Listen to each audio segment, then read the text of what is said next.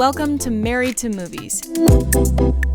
Industry insiders John Russell and Tracy Kring live and work happily in cinematrimony. They're sharing behind-the-scenes adventures of writing, producing, and appreciating films. Good morning, babe, again. Good morning, babe, again. I didn't turn on the camera.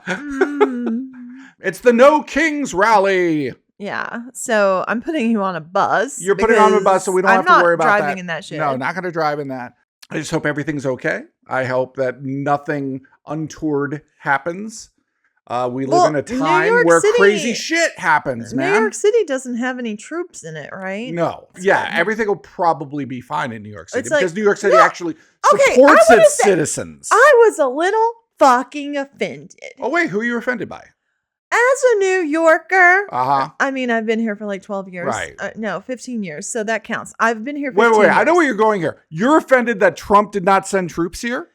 Yeah, it's like, what is that movie where the little kid's upset that his dad didn't molest him? What's that kid? What's that movie? Wait a second. When he finds out that his dad's a pedophile, he's like, why didn't you ever want to have sex with me? Oh my God. What is that? The movie you're referring to is Happiness. Happiness. Yes. It's like Happiness. Todd Solondz. Okay. It is nothing like that. It is nothing like that. It is because I apologize that you brought that up. They said, I saw them on the news. They said, he sent troops to the 3 biggest cities in the United States. Well, yes. But he knows that he's not welcome here.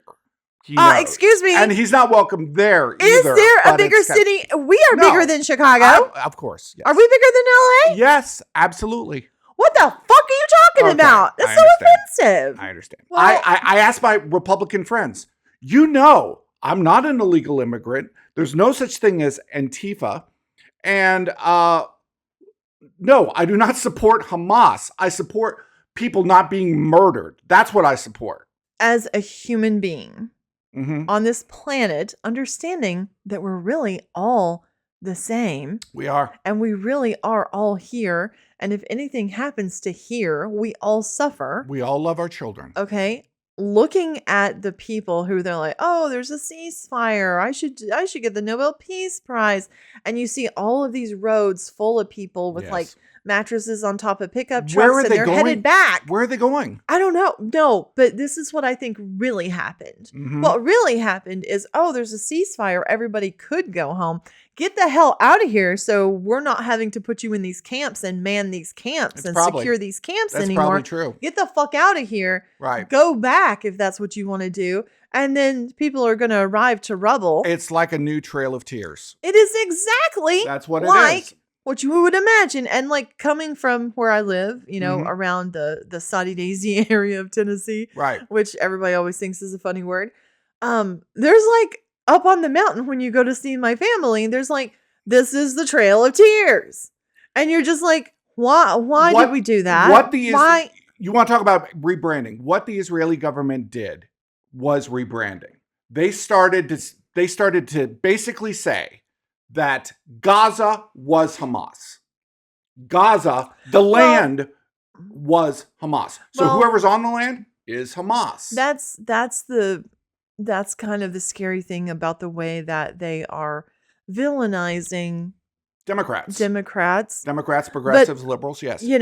This whole political horseshoe thing I've been introduced to, this whole idea of, you've got the left and you've got the right, and then people go extreme left and extreme right, and they end up on the bend. Right next to each other. They end up on the bend of the horseshoe, and they end up sometimes tipping into what they actually wouldn't believe. I have friends. You're so liberal, you're conservative. Exactly. I have friends who call themselves libertarians, and they believe the most conservative thing you can possibly imagine. You have to do it in moderation.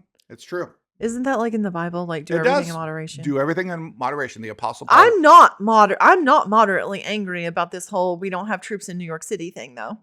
I'm very angry. Try us, motherfucker. Try us. Speaking of New York City, we had something kind of crazy happen. I got a text message from a friend who runs a very big production house. On Tuesday morning. And he was having a script reading where they do a live reading of his script. on Thursday table night. read. Yeah, table read. Thank Now, you. That's what it's called. They table have read. been planning this for months. He brought this Yes, up months ago. He did. Well, he and I talked about like maybe we could do a shared reading where we'll read my script and we'll read yours. Right, but we heard nothing else about it until... Well, he went to Venice. And while he was in Venice, his people planned this. And you told me about it, and I said... Hell no. Hell no. Hell no. No. We won't go. That's what you said. I have like 2 days, literally 2 days to put this together. Nothing. We had nothing. And it's going to take a lot of time. It's going to take a lot of effort. It's going to take a lot of energy. I wish I had the little candy bags that you made, which were so cute. That you didn't want me to make. You were I not supportive didn't at say- all. What do you mean You're going so over the top I with this. said you were going over the top. Okay, Yes. look, I said, no, we have to stop and get waters. Yes. Because you can't invite people somewhere and not give them like a snack and a water. Okay. And you were like, why do we have to give people water? I'm like, I'm just are saying. you kidding me? We had not gotten the waters. And then it was like we had the candy already. I was like, you are a heathen. And then we met, and she made little programs. I made a little program. They look like tracks, old chick tracks is what they look like. Nobody knows what that is. A chick track is like a tiny little comic little book magazine that says you're going to hell. Yes, but I want, as a thank you to our actors and as a way for people to reach out and connect with us. True. What else are you going to give them? You put so much effort in. It was so cute. It was adorable. I had the help of a really great friend named Pamela Kramer. Shout out to her, who has a class of horror movie actors. That's great. They learn how to act in horror movies. They were all amazing. Yeah, it was Song of the Damned. Song of the Damned. We had some friends come, and then the second day of prep, you just worked on inviting people. Worked on a crowd. Honestly, a little bit of an audience. A lot of people wanted to come that couldn't because it was so short notice. Yeah, exactly. But Woodstock Film Festival was going on at the same time. A lot of people a lot of our friends and stuff. But what did happen, which I thought was really a learning experience for me, is that by putting it out there to, I don't know, like 50 or 100 people that I contacted, I became like, when they contact me and say, I'm sorry I couldn't come, but let me know next time, or let's get together, or let's stay more in contact. Mm-hmm. And all of a sudden, it's like you refreshed your whole network. Well, I think that's the point of things like, let's say, crowdfunding campaigns. Mm-hmm. All of our crowdfunding campaigns, for the most part, ours, not ones I've been involved with necessarily, but ours have been really unsuccessful on the site, but they've always raised their money and more in personal donations, because sort of outside of the realm, because you just become front of mind for people. And I think that's really important. I think throwing an event, even if it's a script reading, is a great way to introduce yourself to other people. It was a great way for you to meet my friend in the city. Yeah. And we watched his reading and met a bunch of very, very cool actors. His script reading was great. Ours turned out great. I think we learned a few things about listening to our script back. Well, there are some things that are pretty clunky, I want to. I watched Mission Impossible last night on DVD. I didn't make it that far. You watched probably 2/3 of it. And then you fell asleep. Whenever he jumped out of the airplane into the like freezing water of the Arctic, of like the Bering Sea. He was in the Bering Sea. Yes. Now, I've watched every single Deadliest Catch there ever was. Deadliest Catch. The seasons of Phil, Captain Phil, I've watched many times, because I love Phil, but he died, Right. And then his two sons were kind of fuck ups, and they tried to take over the Cornelia Marie. I think no one wants to know about Deadliest Catch. They just kind of like, Josh. Nobody cares. A lot of those guys have substance abuse but issues. Thank you, babe. Here's what I got to say about this movie. Some of the worst writing. The writing in this movie was the Room level. Disagree. I think it's another level. It's like the liberal and conservative horseshoe here. Okay. It's so bad that it becomes good because it's so difficult to write dialogue that only describes what's happening. There's this one scene where they're in a plane and there's like two different places. There's 6 characters. 2 different places, and they're basically having the same conversation. Right. That other guy's somewhere else. And they're all sharing. It's like one monologue that everybody gets assigned a line to. Oh my God. And the other fucking thing about it was like an old Happy Days clip show. It was like they were showing, hey, remember when this happened? That's right. Hey, Fonzie, do you remember when you lost your leather jacket? Yes. Yeah, and then show the clip. I mean, oh my God. Remember when Joni met Chachi? Oh, Jesus Christ. It was so weird. There was this one point, I don't know if you were awake for it, where these like Joint Chiefs were all like at a table and they had a file and they were flipping through and they were saying all of the crazy shit Ethan Hunt had done over the course of all the films.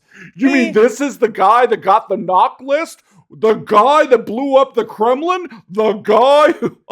I felt so bad for these actors. Do you remember there was a show Vampire Diaries? and I loved watching the first 10 minutes of that show because the first 10 minutes was always a recap of everything that happened in the last episode. Right. But it would be described by like a character. That's right. So the first scene of every show would be like, oh my God, Elena, like, whatever happened to like Stefan and his brother fighting, and then they fought that guy, and then like all of these spells got cast, and then you turned into a frog, and then like now you're a human again. How'd that go? What I don't understand is that the initial Mission Impossible, directed by Brian De Palma, by the way. What the fuck? How awesome was that? Brian De Palma? Brian De Palma directed the first Mission Impossible. Just bring out the big guns. Just amazing. The third Mission Impossible with Philip Seymour Hoffman. Okay, which they also... Is that the one where he like goes like this? Yeah. Like on where he also had a sweat drop? They had motherfucking clips of...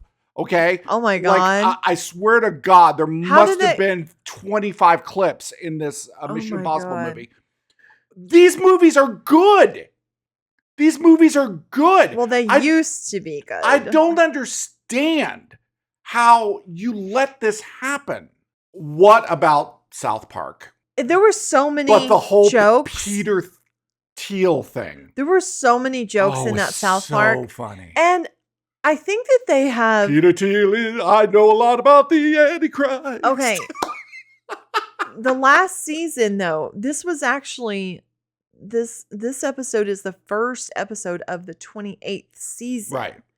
So season 27 only had 5 episodes. 5 episodes. Okay, now we know that they were bought out and they were in the... They have a 5-season contract. Yes. Now, I think it's hysterical to imagine that contract did not specify how many episodes a season was. They've had seasons where they had 2 episodes. Okay. But those 2 episodes were like the little kind of mini movies. They got their bag. They got their bag and they are like, fuck y'all. Bye. No, Bye. and they're going out with a bang. I think it's hilarious. And I think this political climate is full of things. Well, there were all of these like new villains, these new evil characters. Like Stephen Miller and Peter Thiel. JD Vance. JD Vance as Tattoo. As Tattoo is cracking me up. Yeah, boss. I don't even know how they're still getting away with this. They're brilliant. But therefore is, look that up, folks, if you don't know anything about it. But therefore is a brilliant, just a shorthand on how to write. Yeah. Funny connection here. There's this actor, Bill Whedon. We've crossed paths in some projects, okay? He's a fun guy. Bill Whedon is in Carlito's Way. Okay. And he's got this very specific outfit on. Okay. And it has this very specific look. And the camera passes by him a few times. And you go, definitely that guy. Well, I mean, what has happened though is now he's cropping up in cartoons as something that people have noticed in that film. Oh, are you talking about the episode where South Park kind of parodied Carlito's Way. And he's in it. At like Mar-a-Lago? Yes. Oh my God. And they drew him. He was just an extra. That's so funny. But in the party scene, it was like key to have that guy. That particular guy. And it's so specific. Right. But he was like, well, I guess I made it. Like, I guess I'm immortalized. Yes. I'm in South Park. That's insane. I thought it was hysterical. We saw the movie F1 with Brad Pitt. Moving on, whatever. I don't even understand what that was. What was that? I mean, it literally, I felt like Brad Pitt could have been like anesthetized with like curare in the neck. All he had to do was like. And could have done that whole movie. Yeah. It was just nothing. Yeah. Let's do it. All the characters. I thought Days of Thunder was like Citizen Kane compared to this movie. Days of Thunder has a lot of things going on. You know, it's got the old guy and the rivalry. And they had a lot of the same things. They had the crash. And they had romance. They had the romance in this. This movie was just not good. It was like surgical gauze. It was so antiseptic. It was terrible. So bland. I hated it. I mean, the racing, I guess, was okay. Okay, I guess it was very real-ish. I guess it just kind of made me think Formula One racing is like, wow, so it's just about why are people doing this? Cheating and what your tires are. It really all comes down to tires. It comes down to, okay, are we wearing the hard tires or the soft tires? Are the tires warm? This was the big drama. How warm are your tires? Somebody sit on the tires and get them warm. Exactly. Rub those tires. Get them warm.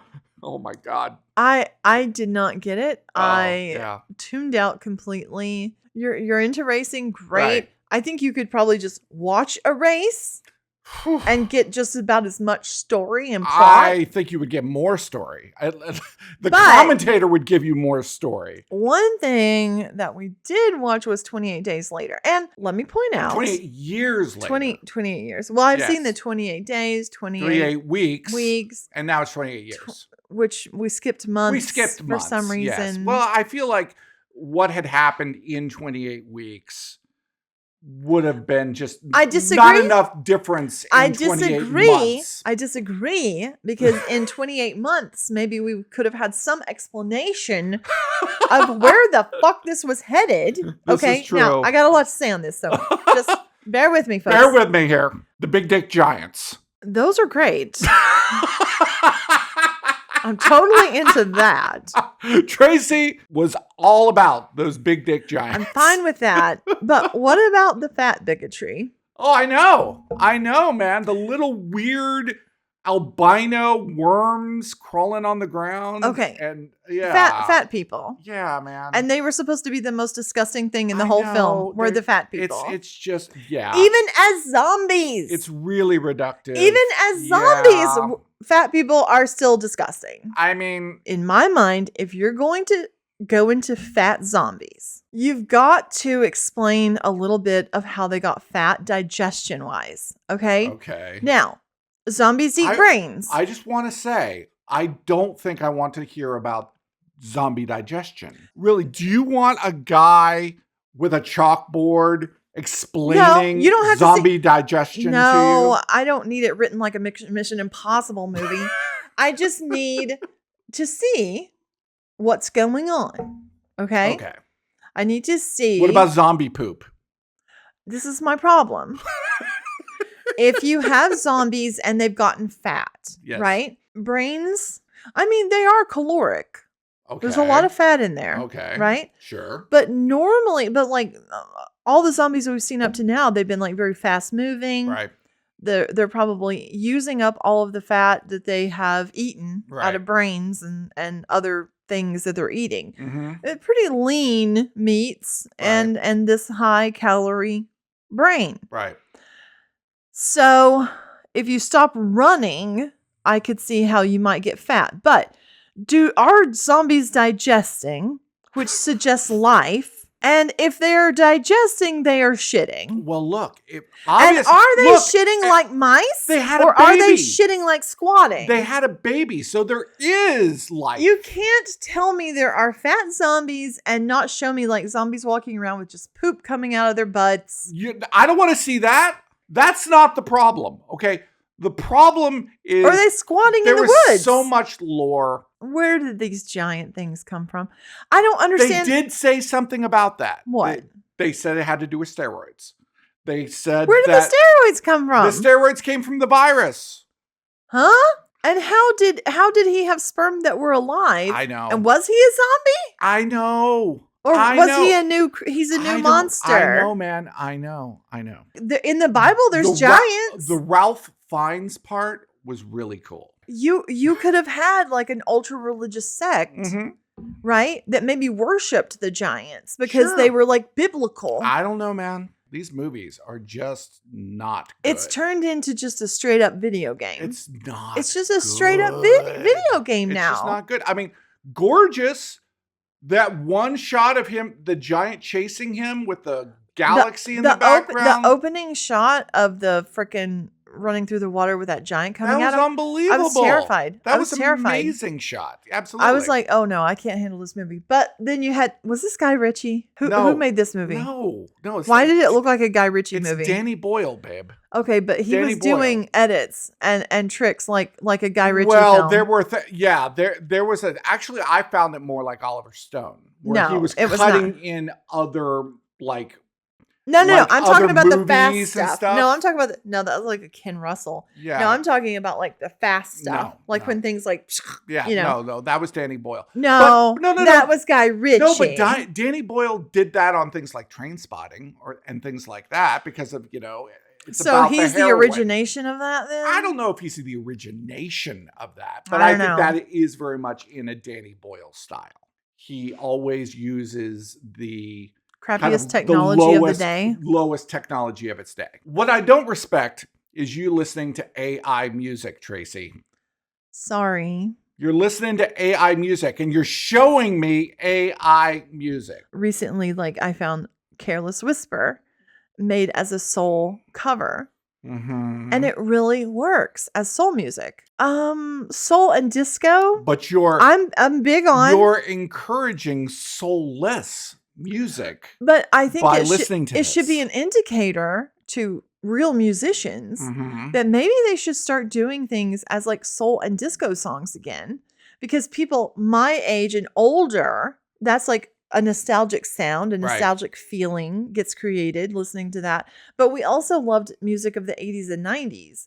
So when you take like Black Hole Sun or something and then you make it like a disco cover. That actually is a thing that you can find like on Spotify. Like there's a band called Shishi that sounds straight up like it's out of like 1978. You played for me a soul cover of Heart-Shaped Box by That was Nirvana. Pretty hysterical. It was terrible. Okay, I really like Don't Forget About Me. Simple Minds. I got a real complaint. I mean, it was bad. It was really bad. But the one of Simple Minds, Don't You Forget About Me. That one was really good. That one was pretty good. That one was really good. I think just on principle, I don't think we should be listening to AI music, babe. Okay, there's a girl on TikTok and her mother's a total asshole and she leaves her really long voice messages because she will not answer her calls. Yes. And this woman, this daughter has plugged them into Sono or whatever it is, Suno, and made upbeat emo covers of her mother's voicemails. It's very funny. Starting with because it's like something that I can't believe I have such an ungrateful daughter. I wasted my life on you. Like it's hysterical as emo pop. Yes. And I love it for her. Right. So no, I don't think it's music that should be like sold or like bought or sold by anyone. No, and I don't understand how they're getting away with it because I guess the algos aren't catching it. Well, I don't Because think it's been the altered so much. algos care. I really don't. No. I mean, like if I put a song, even sometimes I'll use a clip from a movie with like a song in it, and it'll flag it as like, well, you can't make money off of that. Not like I'm making money off any of them. Right. I'm not monetized. It'll flag it because it knows. Right. But I don't think it can understand like these AI soul covers. And who knows, with AI, they might be able to write some kind of code in there where the algos wouldn't be able to see it. As long as it contains some form of human art, okay? The fact that she is using her mother's nasty messages to her, which I think it's pretty, problematic that she has so many nasty messages that she can actually create an entire album. No, she made a whole album. Jesus Christ. I think the algorithms are like the thing that is most manipulating us and the planet, possibly. Sure. Oh, absolutely. Because people are saying like with Trump, like thinking these places are war zones and stuff and sending troops into Portland. And you got the little frog guy saying like, there's nothing going on in Portland. He's not the little frog guy. His name is Toad. Toad, the little toad guy. You don't know what Trump's algorithm might be showing him. I was looking at But that's dangerous. I was looking at my Facebook page and what was coming up, and I counted how many actual people were coming up on my page. Not organizations. Yeah. Not advertisements. Not many. Not groups. No, but not many. People. Hardly any. No, that's what's happened. How do I get more people on my page? Well, even my friends or friends of my friends. No, they like unfollow them. Like if you don't click on like a like of them or make a comment of them so many times, the algorithm will kick them out of your feed.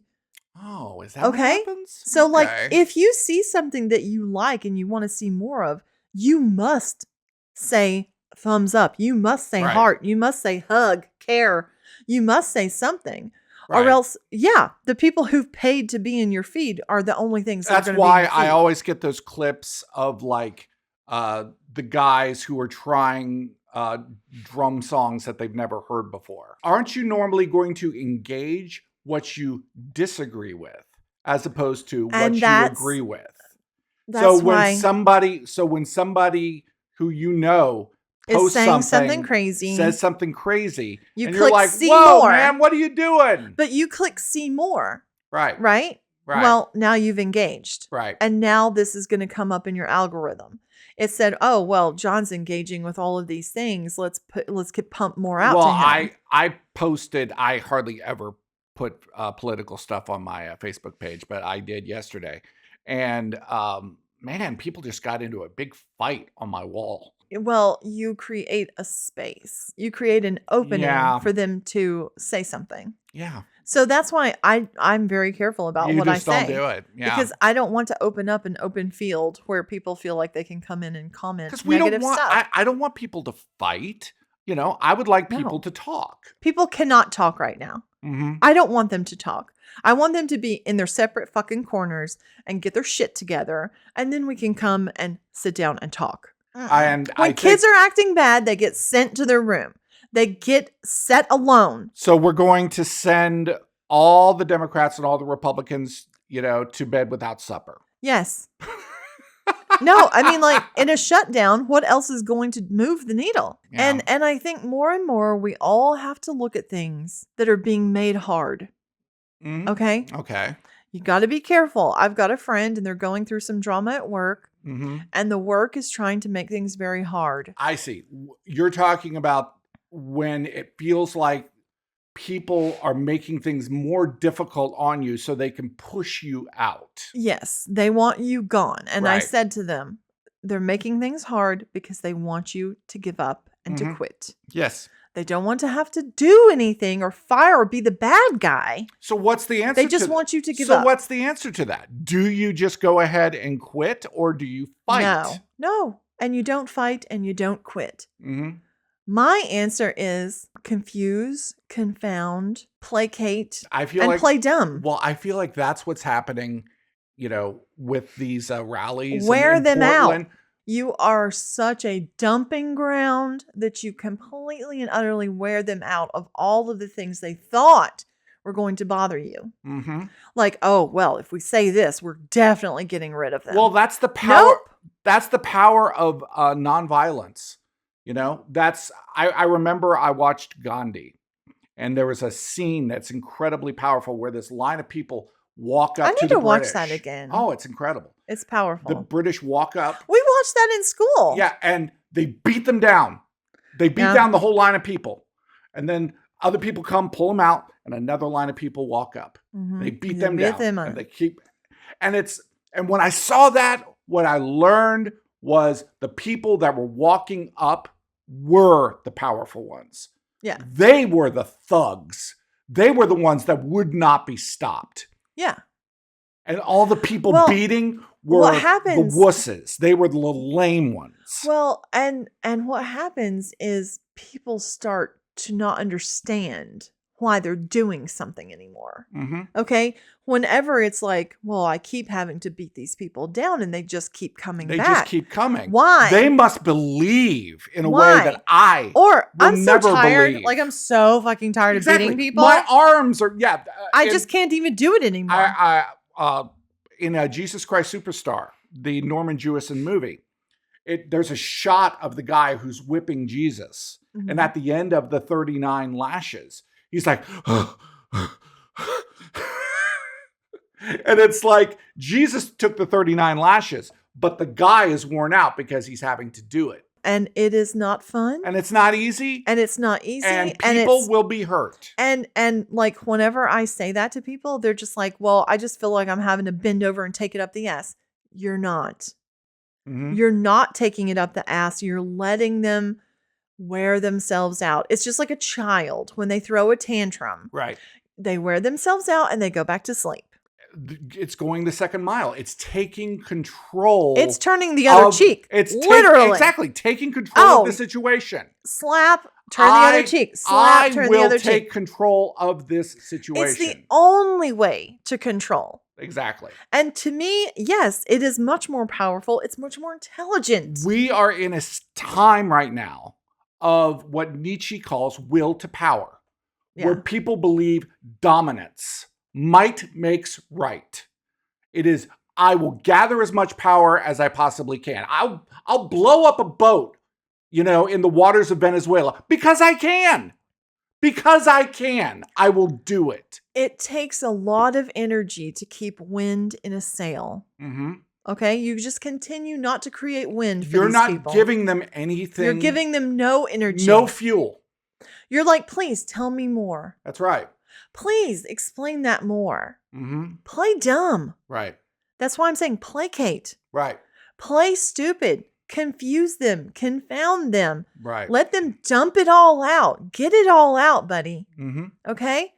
And then they got nothing. Right. They couldn't get rid of you. And you're still there. Because you're not going to fight with them. And you know them now. Right. You know all the things they're thinking now. Mm-hmm. Okay? That's true. It's the ultimate power. I like it. One more episode. And if there's anything that you want us to talk about or anything that you have seen that you would like, please let us know. I know no one's going to actually do this. Yeah. But I always say... Well, Josh might. Josh might, or your dad might. Tune in next week for our final episode of season 4. It's hard not to get romantic about movies. Thanks for listening to Married to Movies.